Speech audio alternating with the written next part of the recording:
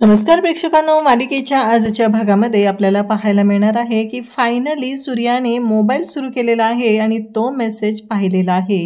कारण तुळजाने फोन करून सूर्याला सांगितलेलं आहे की सूर्या असं काहीतरी आहे की तुझ्या फोनवरती तू चेक कर, कारण आईने तुला इतके फोन केलेले आहेत, तिने एखादा मेसेज करून तुला ठेवलेलं असेल असं सूर्याला तुळजाने सांगितल्यामुळं सूर्याने मेसेज चेक केलेला आहे आणि आता डॅडींची मात्र वाट लागणार हे आपल्याला पाहायला मिळणार आहे. त्यासाठी प्रेक्षकांनो हा व्हिडिओ शेवटपर्यंत पहा. त्याचबरोबर चॅनलवरती नवीन असाल तर चॅनलला सबस्क्राईब करा, व्हिडिओला लाईक करा. तर इकडे आता शालन जी आहे ती बसलेली असते, बायका तिथं आलेल्या असतात आणि त्या तुळजाची समजूत घालत असतात. तुळजाला म्हणत असतात की अगं तुळजा, अगं मालनताई आहेत ना, त्या तिथं बसलेल्या आहेत, त्यांचीही काळजी घे, कारण काहीही झालं तरीही आत्ता त्यांनाही तो मोठा धक्का बसलेला आहे, कारण त्या दोघी नुसत्या सवती नव्हत्या. तर इकडे तुळजाच्या लक्षात येतं. तुळजा म्हणू लागते की नाही, आत्ता छोट्याईकडे गेलं पाहिजे, नक्कीच काहीतरी असं असणार आहे. आणि मग ती मालनकडे येते आणि मालनला बोलू लागते. मालनला म्हणत असते की छोटे, मला कळत नाही आहे नक्की काय झालेलं आहे, कारण मी इतक्या वेळा प्रयत्न केलेले आहेत तुला बोलतं करण्याचे, पण तुझ्या बाबतीत असं होतच नाही आहे, तू बोललेलीच नाही आहे. काय झालं नक्की? छोटी आई तिथं का गेली होती? मी माझी आई गमावलेली आहे, पण मला एक कळत नाही आहे की हे सगळं काय घडतं आहे, हे सगळं कशामुळं घडतं आहे? सांग ना तू, तुला माहिती आहे का काय झालं होतं तिथं? कारण तिथं फक्त तूच होती, नक्की काय झालेलं आहे? आणि त्याचबरोबर असं ती बोलत असते, परंतु इकडे इतकी तुळजा बोलत असते, परंतु हिला काही बोलताच येत नसतं. तुळजाला मात्र माहीतच नाही आहे की मालनच्या बाबतीत काय झालेलं आहे. तेव्हा तुळजा म्हणत असते की छोटी आई, तुला माहिती आहे ना माझा आणि माझ्या आईचा एकमेकांवर किती जीव होता, मग तू असं का गप्प बसलेली आहे? कळेल का मला? तू बोल ना, नक्की काय झालेलं आहे? मला माहिती आहे तूच तिथं होती आणि तुला माहिती आहे की तिथं काय झालेलं आहे. असं काही बघितलंय का तू, म्हणून तुला इतका मोठा धक्का बसलाय, म्हणून तू एवढी ट्रोमामध्ये गेलेली आहे? हे सगळं बोलणं सुरू झालेलं असतं. तेव्हा मालन बोलण्याचा प्रयत्न करत असते, परंतु मालनची मात्र वाचा गेलेली असते आणि तिच्या घशातून शब्दच निघत नाही, तिच्या घशातून आवाजच फुटत नाही आहे. तिला कळतच नाही आहे की आता करू काय, या सगळ्यातून मार्ग कसा काढायचा आहे हा प्रश्न पडलेला असतो, तो म्हणजे तुळजाला. आणि त्याचबरोबर इकडे तुळजा म्हणत असते की नाही, असं काहीतरी झालेलं आहे. आणि तुळजा तिला बोलत असते की एक गोष्ट लक्षात ठेव, कसं आहे, मी माझी आई गमावली, तू तुझी मुलगी गमावू नकोस. इकडे सूर्याही तोच विचार करत असतो की असं काहीतरी घडलेलं आहे की जी गोष्ट आपल्या लक्षात येत नाही. आणि मग ह्या दोघांचेही विचार चालू झालेले असतात, कारण आई प्रत्येक वेळेस काहीतरी सांगायचा प्रयत्न करत होती, अगदी काही शेवटच्या क्षणी सुद्धा तिनं सांगायचा प्रयत्न करत होती. नक्की तिला काय सांगायचं होतं हे सगळं बोलणं सुरू झालेलं असतं. आणि तेव्हा मात्र इकडे शालन मोबाईलबद्दल सांगत होती असं सूर्याही म्हणू लागतो. सूर्याचेही तेच विचार चालू झालेले आहेत आणि इकडं तुळजाच्याही डोक्यात तेच विचार सुरू आहेत. त्यानंतर आपल्याला पाहायला मिळतं की सूर्याला आठवतं मालन त्याला खुणवत होती, फोन तुझ्या फोनवर मी पाठवले असं त्याला बोलत होते. आणि तुळजाच्याही लक्षात ते चाललेलं असतं. आणि तुळजाही मग आता त्या गोष्टींकडे ती म्हणत असते की आईचा फोन शोधला पाहिजे, आईचा फोन कुठं आहे, नक्की नक्की कुठं असेल आईचा फोन, कारण का आईचा फोन कोणी आणला ही गोष्ट लक्षातच येत नाही आहे. आईचा फोन कुठं गेला असेल, असे प्रश्न तिच्या पुढे पडलेले असतात आणि त्या प्रश्नांची उत्तरं तिनं शोधत असते. काहीही झालं तरीही आईचा फोन शोधला पाहिजे. आणि इकडे सूर्याच्या डोक्यातही तेच सुरू झालेलं असतं की माझा फोन, मला आत्याने सांगितलं होतं, अगदी शेवटच्या क्षणीही ती मला म्हणत होती की फोन चेक कर, मग फोनवरती असं काहीतरी असणार आहे. पण मी आल्यापासून माझा फोनच माहीत नाही आहे, मी तर आंघोळ केली आणि कपडे धुवायला टाकलेले आहेत, फोन कुठं असेल विचारलं पाहिजे, तो भिजला तर नसेल ना, असं त्याच्या डोक्यात सुरू झालेलं असतं. इकडे तुळजा आईचा फोन शोधत असते, पर्स कुठं आहे शोधत असते, पण तिला काही कळत नसतं. त्यानंतर ती येते, ती म्हणजे तेजूकडे, आणि तेजूला येऊन विचारू लागते.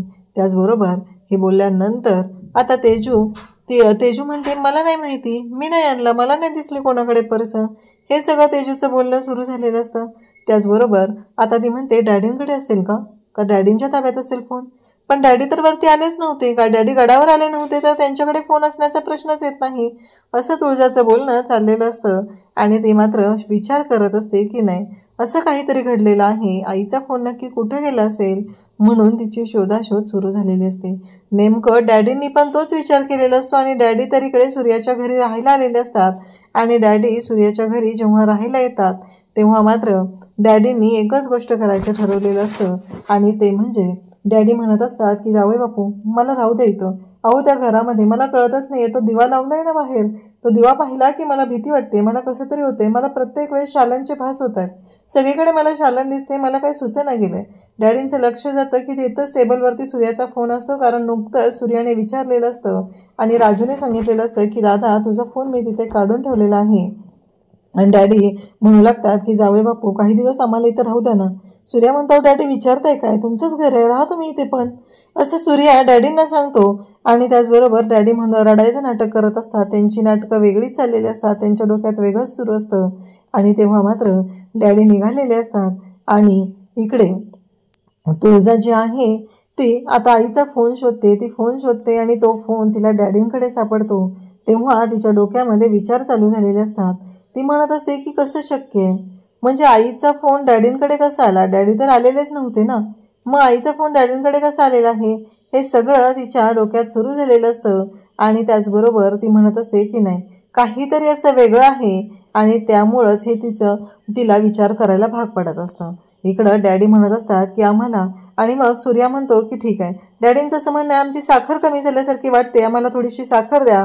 सूर्या साखर आणायला जातो. त्याचबरोबर राजूला तिनं डॅडींना टेकायलासाठी उशी आणायला पाठवलेलं असतं.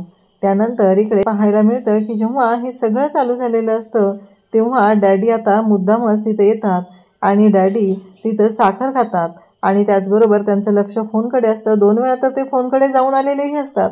आता सूर्या जातो, सूर्या फोन बघतो तर त्यांचा फोन जो असतो जो स्विच ऑफ झालेला असतो. सूर्याचा फोन स्विच ऑफ असतो म्हणून सूर्या फोन चार्जिंग लावतो आणि मग सूर्या विचार करायला लागतो की हे सगळं काय आहे. तुळजाच्या डोक्यातही तेच प्रश्न आहेत की असं काय घडलेलं आहे, की नक्की हे सगळं कशामुळं घडलेलं आहे. या सगळ्या गोष्टींची उत्तरं तुळजा शोधत असते आणि त्याचबरोबर तुळजा विचार करत असते असं काहीतरी असणार आहे. आईनं तसं सूर्याला मेसेज केलेले असतील, कारण आईने इतके कॉल सूर्याला केले होते, पण हा फोन डॅडींकडे कुठून आला हा प्रश्न मात्र पडलेला असतो. त्यासोबतच इकडे पाहायला मिळतं की जेव्हा हे सगळं घडत असतं तेव्हा मात्र आता सूर्याला ती फोन करते राजूच्या फोनवरती आणि सूर्याला सांगू लागते की सूर्या तुझ्या फोनमध्ये असं काहीतरी असणार आहे की ज्याच्यामध्ये मला असं वाटतंय, कारण आईने तुला इतके फोन केले होते, ती तुला काहीतरी सांगण्याचा प्रयत्न करत होती, मला असं वाटतंय की तुझा फोन बघ. सूर्या म्हणतो की अगं माझा फोन स्विच ऑफ झाला आहे ना, थांब मी फोन चालू करतो आणि मग बघतो. हे सगळं बोलणं सूर्याचं चाललेलं असतं. तेव्हा मात्र डॅडी इकडे बसलेले असतात. सूर्या डॅडींकडे येतो आणि डॅडींना विचारू लागतो की वाईट वाटून घेऊ नका, पण मला तुम्हाला विचारायचं आहे की असं काय आहे की शालन आत्याला मला सांगायचं होतं आणि आता मी माझा फोन चालू केला तर कळणारच आहे. आणि डॅडींची मात्र आता चांगलीच वाट लागलेली असते. सूर्या जातो आणि त्याचा मोबाईल जो आहे तो चालू करायला घेतो. मोबाईल चालू करतो आणि त्याच्यामध्ये आता सूर्याला एक मेसेज दिसतो, जो मेसेज शालनने पाठवलेला असतो आणि डॅडी त्याच्याकडे पाहत असतात. आता डॅडी म्हणतात की आता माझा खेळ खलास, आता काय मला हात सोडत नसतो. डॅडींनाही माहिती आहे की आता जर सूर्याला कळलं शालनकडून आणि मी जर त्याच्या मागे आहे हे कळलं तर मात्र आपली वाट लागणार आहे, ही गोष्ट मात्र डॅडींना चांगलीच माहिती आहे. आता सूर्या डॅडींची कशी वाट लावणार हे आपल्याला पुढे पाहायला मिळणार आहे. अशाच अपडेटसाठी चॅनलशी कनेक्टेड राहा. थँक्यू.